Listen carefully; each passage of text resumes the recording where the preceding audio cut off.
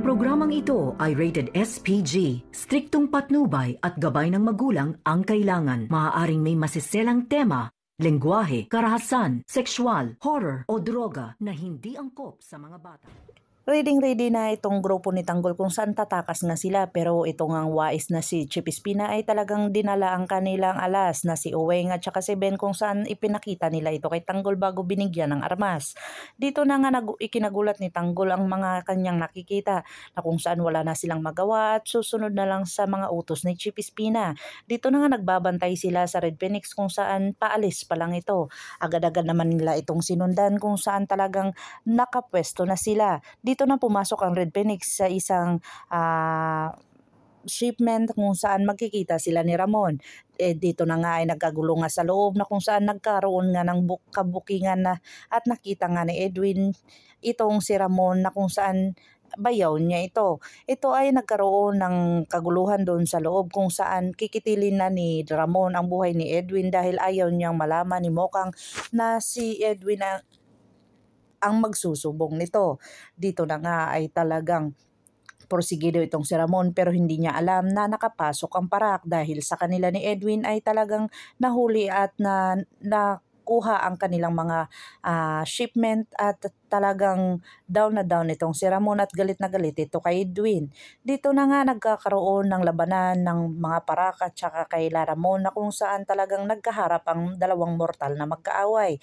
Si Rigor at saka si Ramon kung saan nakita talaga ni David ang mga reaksyon nito at talagang hindi makakapaglaban itong si David dahil sa ayaw niyang makita ito ng kanyang ama.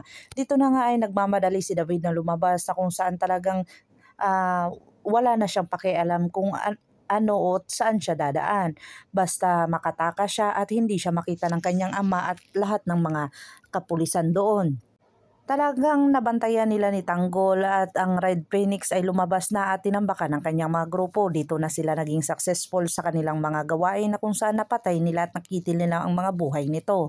Dito na nga ay palis na sila ni Tanggol kung saan tinutukan sila ng baril ni Ramon at saka ni Mando. Dito na nga rumesbak si Chip Espina at pinatakas sila ni Tanggol pero narinig ni Rigor ang pangalang Tanggol kung saan talagang porsigido itong si Rigor. Nakitili ng buhay ni Tanggol kung saan hinabol talaga ito ng lahat ng mga kapulisan.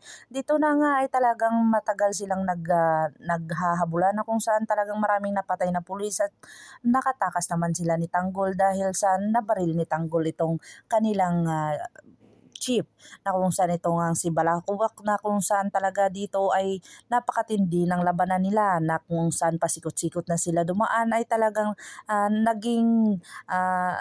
maging okay talaga ang partner at tandem nila ni Bubbles at saka ni Tanggol kung saan nakatakas sila sa mga pulis. Dito na nga sila napunta sa ibang lugar na kung saan dito na sila magsisimula lang kalilang bagong pag-iibigan. Dito na kaya makakalimutan ni Tanggol itong si Bubbles na talagang napakatindi at napakaganda na kung saan talagang hindi niya na makakalimutan ito at kung saan magkikita sila dito pagka nakalaya sila at kung saan itong si Mokang ay makakalimutan na talaga ni Tanggol. Abangan natin ang mga susunod pa na episode na ito, ang Batang Quiapo. Kung bago lang po kayo sa akin channel, please like, share, and subscribe para ma-update po kayo sa mga susunod pa. Yun lamang po at maraming salamat.